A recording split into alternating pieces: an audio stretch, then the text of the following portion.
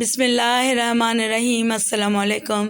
کیسر روم کی اسی کشمکش میں پوری رات گزر گئی کہ مسلمانوں سے کیسے نمٹا جائے۔ پھر صبح ہوتے ہی کیسر روم نے ایک خفیہ اجلاس طلب کر لیا۔ اس اجلاس میں عمائدین سلطنت کے ساتھ شہر کے معزز اور دانشمند افراد بھی شریک تھے۔ جب سب لوگ جمع ہو گئے تو کیسر روم نے حاضرین کو مخاطب کرتے ہوئے کہا، عیسائی اپنی تعداد میں عربوں سے کہیں زیادہ ہیں، ان کے ہتھیار پرانے اور جنگی وسائل بھی تم سے کہیں کم ہیں، دیگر ساز و سامان میں بھی تم لوگ مسلمانوں پر فوقیت رکھتے ہو، مگر جب میدان جنگ میں ان کے مقابل صف آرا ہوتے ہو تو شکست کھا جاتے ہو، آخر اس کی کیا وجہ ہے؟ کیسر روم کے لہجے سے شدید ناگواری کا رنگ جھلک رہا تھا۔ ہرقل اعظم کا سوال سن کر سب نے سر جھکا لیا۔ حاضرین میں انطاکیہ کا سب سے بڑا پادری شہرام بھی شامل تھا۔ اس کی گردن بھی جھکی ہوئی تھی اور وہ بھی ہرقل اعظم سے نظریں چرا رہا تھا۔ کیسر روم نے پادری شہرام کی اس کیفیت کا اندازہ کر لیا اور پھر بلند آواز میں اسے مخاطب کرتے ہوئے بولا، عیسائیوں کے عظیم مذہبی پیشوا، آپ خاموش کیوں ہیں؟ دمشق، اردن اور حمص کے محاذوں پر صلیب ہماری مدد کو کیوں نہیں آئی؟ اس نے اپنے نام لیواؤں کو بے یار و مددگار کیوں چھوڑ دیا؟ پادری شہرام نے اپنے شہنشاہ کی طرف دیکھا اور بجھے ہوئے لہجے میں بولا، ہرقل اعظم، کبھی کبھی سچے اور ایماندار لوگوں کو بھی شکست ہو جاتی ہے۔ خداوند خدا اپنے کاموں کو خود ہی جانتا ہے۔ محترم پیشوا، آپ کے اس جواب سے نہ میرا دل مطمئن ہوا اور نہ دماغ۔ کہیں کوئی نہ کوئی خرابی ضرور موجود ہے جس پر مصلحت اور خاموشی کا پردہ ڈالا جا رہا ہے۔ کیسر روم کی بات سن کر حاضرین کی گردنوں کا خم کچھ اور نمایاں ہو گیا۔ کچھ دیر تک دربار کی فضا پر گہرا سناٹا طاری رہا۔ پھر ایک شخص اپنی نشست پر کھڑا ہوا۔ یہ انطاکیہ کا ایک معزز اور نیک نام عیسائی ایمن تھا۔ اس نے باوقار لہجے میں کیسر روم کو مخاطب کرتے ہوئے کہا، آپ نے سچ فرمایا کہ ہم میں کہیں نہ کہیں کوئی خرابی موجود ہے جس کی وجہ سے یہ ذلت اور شکست ہمارا مقدر بنی ہے۔ آج میں اس خرابی کو اس مجلس میں خاص میں سننا پسند کروں گا۔ کیسر روم کے لہجے سے بدستور تلخی جھلک رہی تھی۔ ہرقل اعظم، اس بات کا یقین دلائیں کہ مجھے سچ بولنے کی سزا نہیں دی جائے گی۔ ایمن کے چہرے سے ہلکا سا خوف جھلک رہا تھا۔ آج تمہاری زبان پر کوئی پابندی نہیں، کیسر روم نے پرجلال لہجے میں کہا، جو کچھ تمہیں کہنا ہے بے خوف ہو کر کہہ ڈالو، تمہارے لیے امان ہے، سلامتی ہے۔ کیسر روم کی طرف سے اجازت ملتے ہی ایمن نے انتہائی پرسوز لہجے میں کہنا شروع کیا، ہرقل اعظم کو معلوم ہونا چاہیے کہ دمشق، اردن اور حمص سے آنے والے عیسائیوں کی جماعت کا ہر فرد جھوٹا ہے۔ یہ کہہ کر ایمن چند لمحوں کے لیے خاموش ہو گیا اور حاضرین مجلس کی دلی کیفیت کا جائزہ لینے لگا۔ اس خفیہ اجلاس میں موجود ہر فرد کے چہرے پر ایمن کے لیے نفرت کا رنگ جھلک رہا تھا، مگر کیسر روم کے چہرے پر غیر معمولی سنجیدگی طاری تھی۔ اس نے بڑے تحمل کے ساتھ اپنا دایاں ہاتھ بلند کرتے ہوئے کہا، ایمن، تم اپنا بیان جاری رکھو۔ دمشق اور اردن میں میرے بھی کچھ قریبی عزیز اور دوست رہتے ہیں، ان میں خوبصورت جوان عورتیں اور نوخیز دوشیزائیں بھی شامل ہیں۔ 2 ہفتے پہلے ہی میرا ایک دوست انطاکیہ سے آیا تھا۔ اس نے مقدس باپ اور بیٹے کی قسم کھا کر بتایا کہ ان علاقوں میں تمام عیسائیوں کی جان و مال و عزت و آبرو مکمل طور پر محفوظ ہے۔ ایک بار پھر حاضرین مجلس کے چہروں کے رنگ بگڑ گئے۔ وہ ایمن کی زبان سے مسلمانوں کی وحشت و درندگی کے فرضی افسانے سننا چاہتے تھے، مگر جب ایمن نے اپنے ایک دوست کے حوالے سے مقدس باپ اور بیٹے کو درمیان میں لا کر مسلمانوں کی بے مثال رواداری اور کریمانہ عمل کا ذکر کیا تو ان کے سینوں میں نفرت و عصبیت کی آگ کے شعلے بھڑک گئے۔ اس کے برعکس کیسر روم کے چہرے پر حیرت و سکوت کا رنگ نمایاں تھا۔ ایمن نے مختصر سے سکوت کے بعد دوبارہ سلسلہ کلام جوڑتے ہوئے کہا، ہرقل اعظم، میں نہایت اذیت و کرب اور ندامت کے ساتھ اس حقیقت کا انکشاف کر رہا ہوں کہ ہم میں سے اکثر لوگ شراب پیتے ہیں، دن رات بدکاریوں میں مبتلا رہتے ہیں، وعدہ کر کے بڑی بے حیائی سے اسے توڑ دیتے ہیں، ضعیفوں کو ستاتے ہیں اور کمزوروں پر ظلم ڈھاتے ہیں۔ اس کے برعکس مسلمانوں کا یہ حال کہ جب کسی سے عہد کر لیتے ہیں تو اسے نبھانے کے لیے اپنی جان تک دے دیتے ہیں۔ ان کا اخلاق ہم سے کہیں زیادہ بلند اور ان کا سلوک ہم سے کہیں زیادہ بہتر ہے۔ وہ رات کو عبادت کرتے ہیں اور دن میں روزہ رکھتے ہیں۔ وہ کسی پر ظلم نہیں ڈھاتے بلکہ اپنے بدترین دشمنوں کو بھی معاف کر دیتے ہیں۔ ان کے یہاں رنگ و نسل اور قبیلہ و خاندان کی کوئی تفریق نہیں، وہ سب آپس میں برابر ہیں۔ اس لیے مسلمانوں کے ہر کام میں جوش اور استقلال ہوتا ہے۔ اگر ہم نے دمشق، اردن اور حمص کی شکست سے سبق حاصل کر کے اپنے کردار نہیں بدلے تو ایمن نے جان بوجھ کر اپنی بات ادھوری چھوڑ دی، مگر قیصر روم کے ساتھ تمام حاضرین مجلس بھی سمجھ گئے تھے کہ وہ کیا کہنا چاہتا ہے۔ پھر وہی ہوا جس کی طرف ایمن نے اشارہ کیا تھا۔ رومی عیسائیوں نے اپنی عادتیں نہیں بدلیں، یہاں تک کہ اللہ تعالیٰ نے ان کی حکومت بدل ڈالی۔ مسلمانوں کی مسلسل فتوحات کی خبریں سن کر قیصر روم گھبرا گیا اور پھر اس نے بڑی عجلت کے ساتھ شام چھوڑ کر قسطنطنیہ جانے کا فیصلہ کر لیا۔ جب انطاکیہ اور گرد و نواح کے عیسائیوں کو بادشاہ کے ارادے کی اطلاع ملی تو وہ قطار در قطار محل کے صدر دروازے پر جمع ہو کر گریہ وزاری کرنے لگے۔ یہ منظر دیکھ کر قیصر روم کی مذہبی غیرت نے جوش مارا اور پھر اس نے مسلمانوں سے مقابلے کا اعلان کر دیا۔ فوراً ہی برق رفتار قاصد ان علاقوں کی طرف روانہ ہو گئے جو قیصر روم کے زیر نگیں تھے۔ ہرقل اعظم نے تمام عیسائی حاکموں کے نام ایک ہی فرمان جاری کیا تھا کہ عیسائیت کو مسلمانوں سے شدید خطرہ لاحق ہے، صلیب تمہیں پکار رہی ہے۔ قیصر کی اس فرمان نے عیسائیوں کے مذہبی جذبات میں آگ لگا دی اور وہ طوفان برق و باد کی طرح انطاکیہ پہنچ گئے۔ رومیوں کی پرجوش جنگی تیاری دیکھ کر لشکر اسلام کے سالار حضرت ابو عبیدہ رضی اللہ تعالیٰ عنہ نے اپنے تمام فوجی افسروں کو طلب کر کے ان سے مشورہ کیا کہ اس صورتحال میں کیا حکمت عملی اختیار کی جائے۔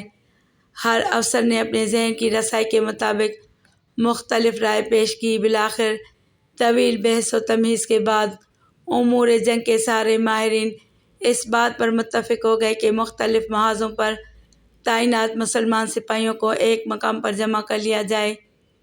نتیجتاً تمام مجاہدین اسلام دمشق میں یکجا ہوئے۔ اس کے بعد حضرت ابو عبیدہ رضی اللہ تعالیٰ عنہ نے مقبوضہ علاقوں کے عیسائی مردوں کو ایک طویل و عریض میدان میں جمع کر کے ان سے مختصر خطاب کیا۔ ہمیں افسوس ہے کہ ہم اپنی بے پناہ مصروفیات کے باعث تم لوگوں کی حفاظت کی ذمہ داری نہیں لے سکتے، اس لیے جزیہ حفاظتی ٹیکس کی ساری رقم واپس کی جاتی ہے۔ حضرت ابو عبیدہ رضی اللہ تعالیٰ عنہ کی تقریر سن کر تمام عیسائی رونے لگے۔ جب لشکر اسلام دمشق چھوڑ کر اردن کی طرف جانے لگا تو سارے عیسائی اشک بار آنکھوں کے ساتھ یہ دعا کر رہے تھے، خداوند خدا تمہیں حفاظت کے ساتھ واپس لائے کہ تم اس زمین پر بسنے والوں کے لیے امن و سلامتی کا صاحبان ہو۔ حضرت ابو عبیدہ رضی اللہ تعالیٰ عنہ نے اردن پہنچ کر رومیوں کا مقابلہ کرنے کے لیے یرموک کا میدان منتخب کیا۔ یرموک کے قریب ہی ایک مقام دیر الحلیل ہے، یہاں رومی فوجی جمع ہو رہے تھے۔ ان کی تعداد 2 لاکھ سے زیادہ تھی۔ اس کے برعکس مسلمان سپاہیوں کی تعداد 20 اور 30 ہزار کے درمیان تھی۔ پہلا معرکہ رجب 15 ہجری میں ہوا جس میں مسلمانوں کا پلہ بھاری رہا۔ رومیوں نے کچھ دنوں کے لیے جنگ روک دی اور مصلحت کی تجویز پیش کی۔ حضرت ابو عبیدہ رضی اللہ تعالیٰ عنہ نے سیف اللہ حضرت خالد بن ولید رضی اللہ تعالیٰ عنہ کو سفیر بنا کر قیصر روم کے پاس بھیجا، مگر یہ سفارت ناکام رہی۔ رومی دوبارہ میدان جنگ میں نمودار ہوئے۔ اب کی بار ان کا جوش و خروش وحشت کی حدوں کو چھو رہا تھا۔ عیسائیوں کے وہ مقدس راہب جنہوں نے برسوں سے آسمان نہیں دیکھا تھا، وہ اپنی اپنی عبادت گاہوں سے نکل کر عام سپاہیوں میں شامل ہو گئے تھے۔ کچھ پادریوں میں جنونی کیفیت طاری تھی، وہ ہاتھوں میں صلیبیں اٹھائے عیسائی لشکر کے آگے آگے تھے اور چیخ چیخ کر اپنے ہم قوموں کی ہمت بندھا رہے تھے، آگے بڑھو اور صفحۂ ہستی سے مسلمانوں کا نام و نشان تک مٹا ڈالو۔ آج دنیا کی کوئی طاقت تمہارے مقابل نہیں ٹھہر سکتی، اس لیے کہ تمہیں حضرت یسوع مسیح، حضرت عیسیٰ علیہ السلام کی تائید حاصل ہے۔ 3000 رومی سپاہیوں نے اپنے پیروں میں بیڑیاں پہن رکھی تھیں تاکہ میدان جنگ سے فرار ہونے کا خیال بھی ان کے دل میں نہ آئے۔ رومیوں کے یہ تیور اور انداز دیکھ کر حضرت خالد بن ولید رضی اللہ تعالیٰ عنہ نے نئے سرے سے اسلامی فوج کو ترتیب دیا اور مجاہدین کو 36 حصوں میں تقسیم کر دیا۔ پھر ایسی خون ریز جنگ ہوئی کہ یرموک کا میدان انسانی لاشوں سے پٹ گیا۔ اس مورکہ آرائی میں 1 لاکھ کے قریب رومی سپاہی قتل ہوئے اور 3000 اہل ایمان نے جام شہادت نوش کیا۔ جب قیصر روم کو اس عبرتناک شکست کی خبر ملی تو شدت غم سے اس کا سرخ و سفید چہرہ دھواں ہو گیا۔ پھر وہ انتہائی حسرت و یاس کے عالم میں سینہ کوبی کرتا ہوا شام سے قسطنطنیہ چلا گیا۔ حضرت ابو عبیدہ رضی اللہ تعالیٰ عنہ کا بھیجا ہوا قاصد فتح عظیم کا مسدہ لے کر برق رفتاری کے ساتھ مدینہ منورہ کی طرف بڑھ رہا تھا۔ خلیفہ اسلام حضرت عمر فاروق رضی اللہ تعالیٰ عنہ جنگ قادسیہ کی طرح جنگ یرموک کا نتیجہ جاننے کے لیے کئی راتوں سے جاگ رہے تھے۔ پھر جب قاصد نے لشکر اسلام کی سربلندی اور سرخروئی کی خبر دی تو حضرت عمر فاروق رضی اللہ تعالیٰ عنہ مضطرب ہو کر مسند خلافت سے اتر کر سجدے میں چلے گئے۔ معبود حقیقی کا شکر ادا کرنے کے بعد جب حضرت عمر رضی اللہ تعالیٰ عنہ کھڑے ہوئے تو آپ کی آنکھوں سے آنسو رواں تھے اور زبان مبارک پر یہ مقدس کلمات جاری تھے: سبحان اللہ والحمد للہ ولا الہ الا اللہ واللہ اکبر۔ ایران کے بعد دوسری عظیم طاقت روم کا غرور بھی خاک میں مل گیا تھا۔ حضرت عمر فاروق رضی اللہ تعالیٰ عنہ نے فلسطین کی جنگی مہم حضرت عمرو بن عاص رضی اللہ تعالیٰ عنہ کے سپرد کی تھی، مگر درمیان میں جنگ یرموک چھڑ جانے سے وہ مہم ادھوری رہ گئی تھی۔ قیصر روم کے اقتدار کا خاتمہ ہوتے ہی حضرت عمرو بن عاص رضی اللہ تعالیٰ عنہ نے آگے بڑھ کر بیت المقدس کا محاصرہ کر لیا۔ عیسائی قلعہ بند ہو کر مقابلہ کرتے رہے۔ اس دوران میں حضرت ابو عبیدہ رضی اللہ تعالیٰ عنہ بھی اپنے لشکر کے ساتھ بیت المقدس میں پہنچ گئے۔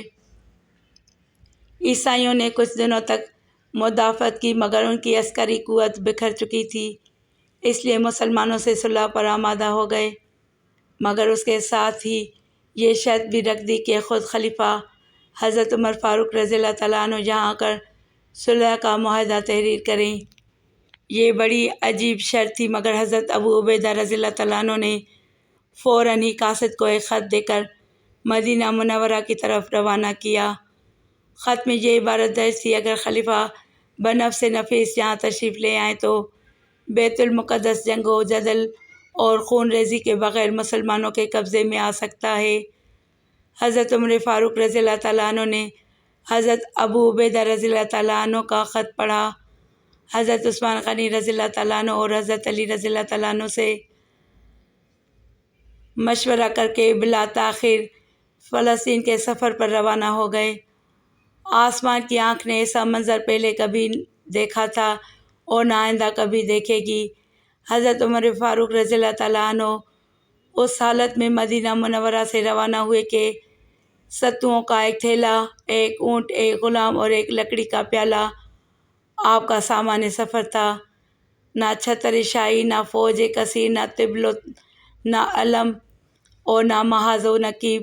قیصر و کسریٰ کے تاج جس کے قدموں کا غبار بن چکے تھے، یہ اس عظیم فاتح کا سفر تھا۔ کبھی غلام اونٹ کی مہار پکڑ کر چلتا اور حضرت فاروق اعظم رضی اللہ تعالیٰ عنہ اونٹ کی پشت پر سوار ہوتے، اور کبھی غلام اونٹ پر سوار ہوتا اور حضرت فاروق اعظم اونٹ کی مہار پکڑ کر آگے چلتے۔ یہ 18 ہجری رجب کا مہینہ تھا۔ جابیہ کے مقام پر اسلامی فوج کے اعلیٰ افسروں نے حضرت عمر فاروق رضی اللہ تعالیٰ عنہ کا استقبال کیا۔ اس وقت یہ فوجی افسر ایران کے قیمتی ریشمی کپڑوں کی قبائیں پہنے ہوئے تھے۔ انہیں دیکھ کر حضرت عمر فاروق رضی اللہ تعالیٰ عنہ غضبناک ہو گئے۔ تم لوگوں نے اتنی جلدی اسلامی سادگی کو چھوڑ کر اجمیوں کی عادتیں اختیار کر لیں۔ فوجی افسران نے ریشمی قباؤں کے دامن اٹھا کر دکھائے جن کے نیچے جنگی ہتھیار موجود تھے۔ حضرت فاروق اعظم رضی اللہ تعالیٰ عنہ خاموش ہو گئے۔ بیت المقدس کے عیسائی رئیس بھی جابیہ پہنچ گئے۔ پھر اسی مقام پر وہ تاریخ ساز معاہدہ کیا گیا جس میں تحریر تھا: یہ وہ امان ہے جو اللہ کے غلام خلیفہ عمر نے ایلیا کے لوگوں کو دی۔ یہ امان ان کی جان، مال، گرجا، صلیب، تندرست، بیمار اور ان کے تمام مذہب والوں کے لیے ہے۔ ان کے گرجاؤں میں نہ سکونت اختیار کی جائے گی اور نہ وہ ڈھائے جائیں گے، یہاں تک کہ ان کے احاطے اور چار دیواریاں بھی محفوظ رہیں گی۔ نہ ان کی صلیبوں کو نقصان پہنچایا جائے گا اور نہ ان کے مال میں کچھ کمی کی جائے گی۔ مذہب کے بارے میں ان پر کوئی جبر نہیں کیا جائے گا۔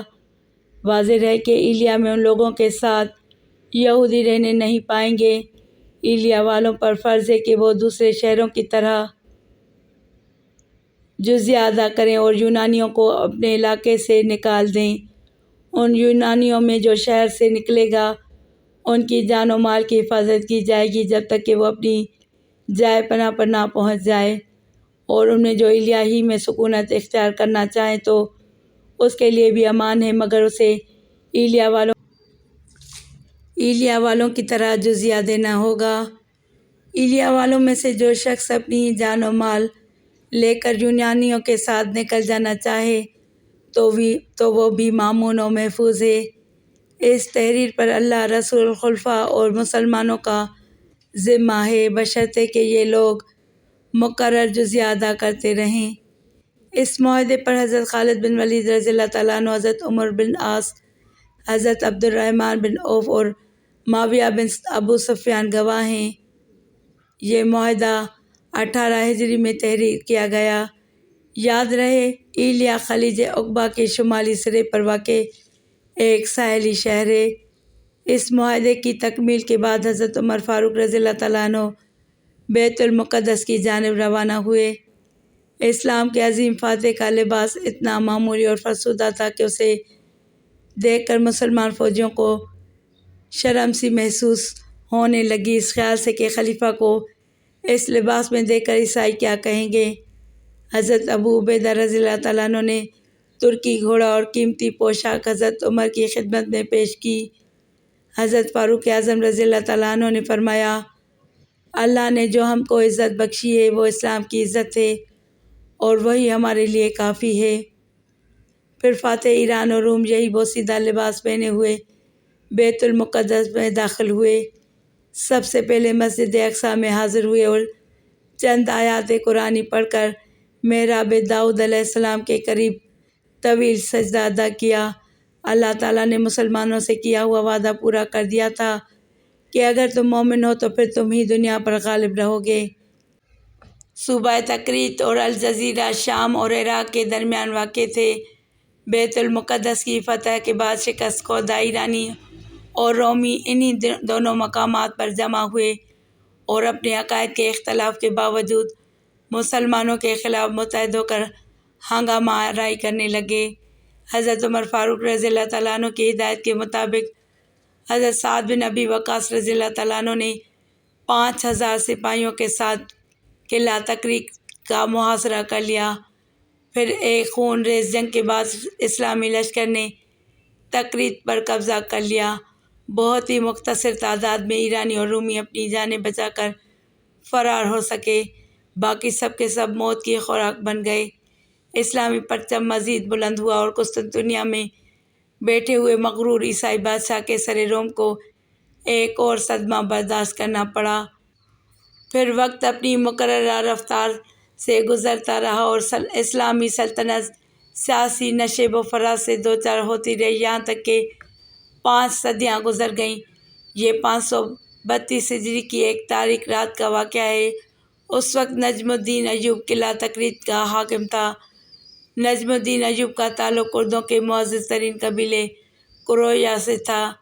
نجم الدین ایوب آسائش اور عزت و وقار کی زندگی گزار رہا تھا کہ اچانک بدبختی اس کے خاندان پر سایہ فگن ہو گئی۔ تقریب کے حاکم اعلیٰ مجاہد الدین کی طرف سے ایک حکم نامہ جاری ہوا جس میں کہا گیا تھا کہ نجم الدین ایوب اور اس کا چھوٹا بھائی اسد الدین شیر کو اسی وقت تقریر چھوڑ کر بہت دور چلے جائیں۔ جب نجم الدین ایوب انتہائی شکستگی کے عالم میں سامان سفر باندھ رہا تھا، اسی وقت محل میں ایک نومولود بچے کی چیخیں سنائی دینے لگیں۔ دنیا میں آنے والا یہ بچہ تقریر کے معزول حاکم نجم الدین ایوب کا فرزند تھا۔ کچھ دیر بعد ایک کنیز بچے کو لیے ہوئے نجم الدین ایوب کی خدمت میں حاضر ہوئی۔ پہلے اس نے انتہائی پرجوش لہجے میں بیٹے کی پیدائش پر باپ کو مبارکباد دی، پھر ادب و احترام کے ساتھ عرض کرنے لگی، امیر محترم، چھوٹے امیر کے کانوں میں اذان دے کر ان کا نام تجویز کر دیجیے۔ کنیز کی بات سن کر نجم الدین ایوب غضبناک ہو گیا اور چیخ کر بولا، میرے سامنے سے لے جاؤ اس کو، میں اس کی شکل بھی دیکھنا نہیں چاہتا۔ یہ بچہ فاتح اعظم صلاح الدین ایوبی تھا جسے اس کا باپ منحوس سمجھتا تھا۔ نجم الدین ایوب کی کنیز بچے کو لیے ہوئے اس کی ماں کے پاس پہنچی۔ کنیز کا چہرہ بجھا بجھا سا تھا۔ خانم، کیا بات ہے؟ نجم الدین ایوب کی بیوی نے کنیز سے پوچھا۔ جب تو بچے کو لے کر اپنے آقا کے پاس جا رہی تھی تو بہت زیادہ خوش تھی، مگر اب تیرے چہرے سے گہری اداسی چھلک رہی ہے، آخر اس کی کیا وجہ ہے؟ کنیز خانم نے بچے کو اپنی مالکہ کے پہلو میں لٹایا اور اداس لہجے میں کہنے لگی، آقا اپنے بیٹے کی پیدائش سے خوش نہیں ہیں۔ نجم الدین ایوب کی بیوی کے چہرے پر حیرت و فکر کے سائے لرزنے لگے۔ آخر میرے بچے میں کیا خرابی ہے؟ وہ خوبصورت ہے، اس کے ہاتھ پاؤں صحیح سلامت ہیں۔ ماں کے کلیجے سے ناگواری کا رنگ جھلک رہا تھا۔ کنیز خانم سر جھکائے خاموش کھڑی رہی۔ وہ اپنے آقا نجم الدین کے الفاظ دہرانا نہیں چاہتی تھی۔ نجم الدین ایوب کی بیوی کچھ دیر تک کنیز کے جواب کا انتظار کرتی رہی، مگر جب وہ کئی بار سوال کرنے پر بھی نہیں بولی تو اس نے تیز لہجے میں خانم کو حکم دیتے ہوئے کہا، دوبارہ اپنے آقا کے پاس جا اور اپنا پیغام دے کہ میں انہیں یاد کر رہی ہوں۔ کنیز خانم خاموشی کے ساتھ چلی گئی اور اس نے نجم الدین کے سامنے اپنی مالکہ کے الفاظ دہرا دیے۔ خانم کچھ دیر تک کھڑی اپنے آقا کے جواب کا انتظار کرتی رہی، مگر جب نجم الدین ایوب اس کی طرف متوجہ نہیں ہوا تو وہ الٹے قدموں واپس چلی گئی۔